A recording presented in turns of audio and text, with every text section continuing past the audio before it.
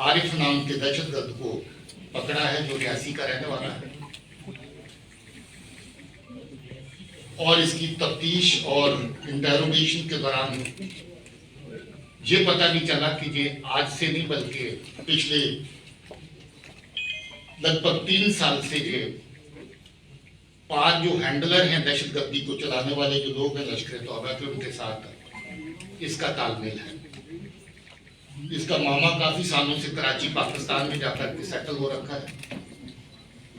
मामे के जरिए इसके साथ राब्ता हुआ और फिर एक दहशतगर्दी तंजीम को जो पाक से चलाने वाला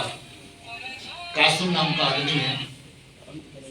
वो भी रियासी का रहने वाला है। काफी लंबा अर्सा पहले वो पाकिस्तान में जाके सेटल हुआ है और आज पाकिस्तान की दहशतगर्दी की जननी जो है उसका साथ दे रहा है, उसका समर्थक है, उनका सपोर्टर है और दहशतगर्दी की कार्रवाइयां पाकिस्तान में बैठ करके यहाँ पर करवाता है। कासिम ने लंबा अर्सा पहले 19 में इसके साथ राब्ता साधा। आपको याद होगा शास्त्री नगर में एक आईडी हुई थी, वो अभी तक उसका करने वाला कौन था वो बेनकाब नहीं हो पाया था। यही आदमी है जो शास्त्री नगर में फरवरी 22 में आईडी हुई थी, यही आदमी शामिल। आपको ये भी याद होगा कि कटरा में जो बस में आग लगी ब्लास्ट के बाद, उसमें बहुत सी चीजें पुलिस वर्कआउट कर पाई थी, मगर उसकी एक तार अभी तक जुड़ नहीं रही थी, एक कड़ी अभी तक जुड़ नहीं रही थी कि वो आईडी फिट किसने करी बस के अंदर। इसने माना है कि वो आईडी इसी ने फिट करी थी, एक नहीं बल्कि 2 आईडी लगाई थी ताकि लोगों का ज्यादा से ज्यादा नुकसान हो सके। और आईडी लगाने की जगह भी वो ढूंढी थी जो पेट्रोल टैंक को ही बारूद की तरह इस्तेमाल कर सके, और इसने आईडी बस के अंदर जाकर के सीट नंबर 3 के नीचे जहां पेट्रोल पंप पड़ता है उसके बिल्कुल ऊपर फिट करी थी, थैले के अंदर डाल के, और 2 आईडीज एक साथ फिट करी थी। बात यही खत्म नहीं होती, एक आईडी और अभी इसके पास मौजूद थी और उस आईडी का फोटो, और हो सकता है कि थोड़ी देर तक वो सही आईडी भी आपके साथ बाहर शेयर कर दी जाए। वो परफ्यूम आईडी है, बॉटल परफ्यूम की बिकती है और अगर गलती से आपने परफ्यूम के स्प्रे के माफक उसको दबा दिया, जब खोल दिया तो आईडी फट जाएगी और जिसके हाथ में आईडी होगी उसका मौके पर ही नुकसान हो जाएगा। जो पहली आईडीज अभी तक इस्तेमाल करी जो शास्त्री नगर में हुई वो टाइमर वाली डिवाइस थी। जो कटरा की बस में आईडी लगाई गई वो स्टिकी बॉम्ब की फॉर्म में थी, जो थोड़ा बड़े साइज में स्टिकी बॉम्ब हमने कठुआ में बरामद किए थे, जिसमें 450 ग्राम के करीब एक्सप्लोजिव मटेरियल रहता है। और जो जहां पर लगाई आईडी एक 750 ग्राम की थी पहली आईडी, और जो दूसरी थी उसका वजन 1 किलो से भी ज्यादा था। टिफिन आईडी थी, स्टील टिफिन आईडी। और जो अभी आईडी पकड़ी है मैंने आपको बताया कि वो परफ्यूम आईडी की तरह। यहाँ पर कोशिश है कि जो दहशतगर्दी के आर पार से कार्रवाई होती है उसमें जो लोग इन्वॉल्व हैं उनके खिलाफ सख्त कार्रवाई हो। पिछले काफी अरसे से हम लोग एक दहशतगर्द तंजीम को जिन्होंने दहशतगर्दी की कार्रवाई में यहाँ पर हिस्सा लिया उनके डोजियर तैयार किए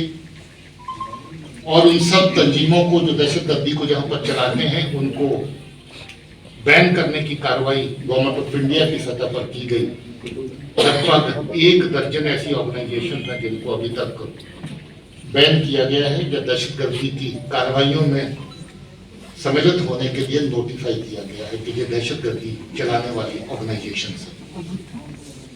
और ऐसे ही लोग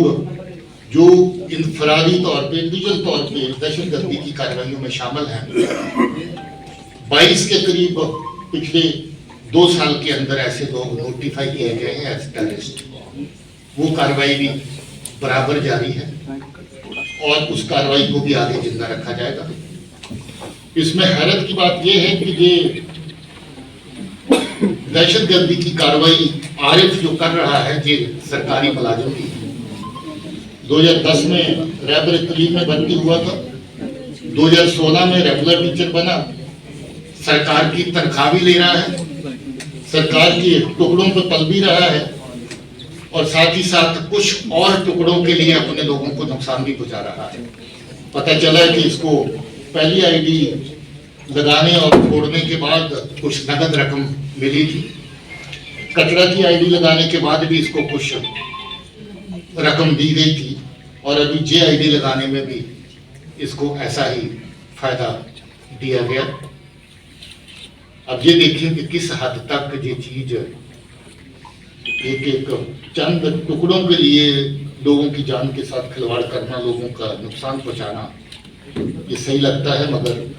शर्म की बात है इसके लिए कि ये दहशतगर्द सरकारी मुलाजिम भी है। अब इसकी मुलाजिमत तो जाएगी, इस केस में भी इसको अंजाम जो है भुगतना पड़ेगा। आज आपको मिलाने के लिए हम लोगों ने इस हादसे में जो लोग जख्मी हुए थे उनको भी लाया है, तो आप इस प्रेशर के बाद उनके साथ मुलाकात भी कर सकते हैं कि उनके जज्बात, उनकी फीलिंग क्या है। और हम चाहते भी थे कि उनको जब इंसाफ मिले तो उनको पता चले कि जम्मू कश्मीर पुलिस जो है वो उनके लिए कितनी ये जरूरी था कि इस केस को वर्कआउट किया जाए। मैं इस टीम को अच्छे से गाइड करने के लिए, इस टीम को दिन रात जो मेहनत कर रही थी, इसको पल पल इनका हैंड होल्डिंग और उनकी सपोर्ट करने के लिए जो सीनियर ऑफिसर हैं, डीआईजी रेंज हैं, एडीजी जम्मू है मुकेश साहब, इनको भी मुबारकबाद देना चाहता हूँ, कॉम्प्लीमेंट करना चाहता हूँ। ये बहुत तकड़े टीम वर्क का नतीजा है कि ये केस वर्कआउट हो पाया, वरना ये केस इसलिए भी मुश्किल था कि इस बंदे ने अपने कपड़े तक जला दिए, कोई एविडेंस इसने छोड़ा नहीं, जूते भी जला दिए जो पहन के गया था, कपड़े जला दिए जो गया था, फोन अपना तोड़फोड़ करके आग लगा के उसको जला दिया। ये चाहता ही नहीं था कि कुछ सुराग वहां पर बचे, मगर जो जम्मू पुलिस की जो टीम लगी हुई थी उसकी काबिलियत है, उनकी मेहनत है कि उन्होंने छोटे मोटे हर एविडेंस को खंगाल करके, हर छोटी मोटी लीड को आगे बढ़ा करके पहुंचते पहुंचते इस तक पहुंचे और इसको अभी पकड़ा गया। इस इंसिडेंट के बारे में इतनी ही मालूमात आपके साथ शेयर करनी थी। इसके अलावा आपका कोई सवाल हो तो लोगों की टुकड़ी जो पार बैठे दहशतगर्दी के आका, उनके इशारों पर रजौरी के एरिया को और कुछ जगहों पे आईडीज लगा के निशाना बनाना चाहती थी। डांगरी के इंसिडेंट के बाद वो पूरे का पूरा ग्रोह पकड़ा गया। उसके बारे में तफसील डिटेल कल आप लोगों को मिल चुकी है। आज हम जम्मू के नरवाल में जो 2 आईडी ब्लास्ट 21 जनवरी को हुए थे, उसकी डिटेल आपके साथ साझा करने के लिए आए हैं। मैं सबसे पहले जम्मू पुलिस को, एसएसपी जम्मू, उनकी टीम को, एसपी साउथ, डीएसपी साहबान और एसएचओ और बाकी टीम के लोग जो हमारे पीछे खड़े हैं, उनको शाबाशी देना चाहता हूँ, मुबारक देना चाहता हूँ कि उन्होंने बहुत ही मेहनत के साथ इस केस को वर्कआउट किया है और इस दहशतगर्दी की साजिश के पीछे कौन लोग शामिल थे उनको बेनकाब किया है। आप जानते हैं 21 जनवरी को रात को जो 2 बॉम्ब लगाए गए, 20 की रात को, जो 21 की सुबह फटे। रात को 7:30 बजे के आसपास पहला और फिर उसके बाद दूसरा, और दोनों आईडीज के बीच में 20 मिनट का वक्फा इस तरीके से रखा गया कि जब पुलिस के लोग, सिक्योरिटी फोर्सेस के लोग वहां पर इमीडिएटली रश करते हैं, पहुंचते हैं, तो उनका बड़े से बड़ा नुकसान किया जा सके। और पहले में जब दुकानें खुले, लोग जो दुकानदार आसपास अपना काम कारोबार करने वाले हैं, उनको नुकसान पहुंचाया जा सके। मगर पुलिस ने अपनी एसओपीज का पालन करते हुए अच्छे तरीके से सिचुएशन को हैंडल किया और उस एरिया को अच्छे से सैनिटाइज किया, जिसकी वजह से पहली आईडी में 9 लोग जख्मी हुए, मगर दूसरी आईडी जिसका निशाना ये था कि पुलिस और सिक्योरिटी फोर्सेस के लोग जो मौके पर आए उनको टारगेट किया जाए, एसओपी का पालन करते हुए उस नुकसान को बचाया जा सका, वरना वो नुकसान और भी बड़ा हो सकता था,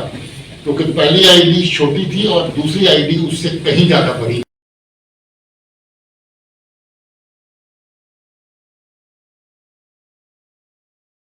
बड़ा नुकसान किया जा सके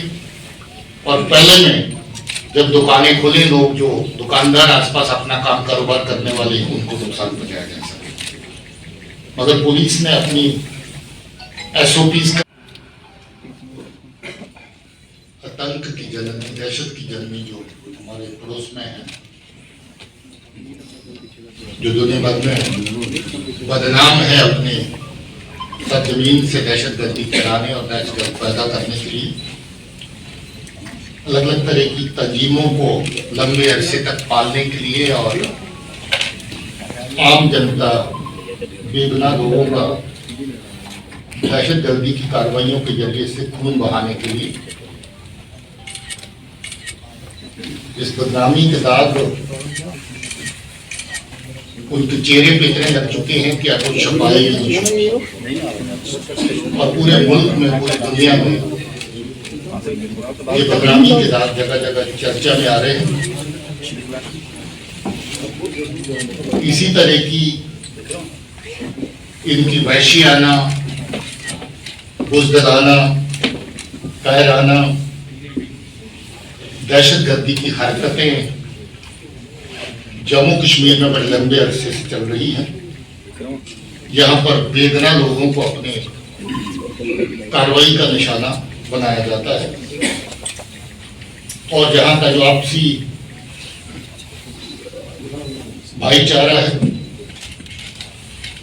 लोगों का across the regions, across the religions, across the communities, उसको किसी न किसी सूरत में धक्का पहुंचाने की, ठेस पहुंचाने की कोशिश की जाती है। इसी नीयत से, इसी गरज से पिछले कुछ अरसे से जम्मू प्रोविंस के एरिया में कुछ कार्रवाइयां दहशतगर्दी की अंजाम दी गई,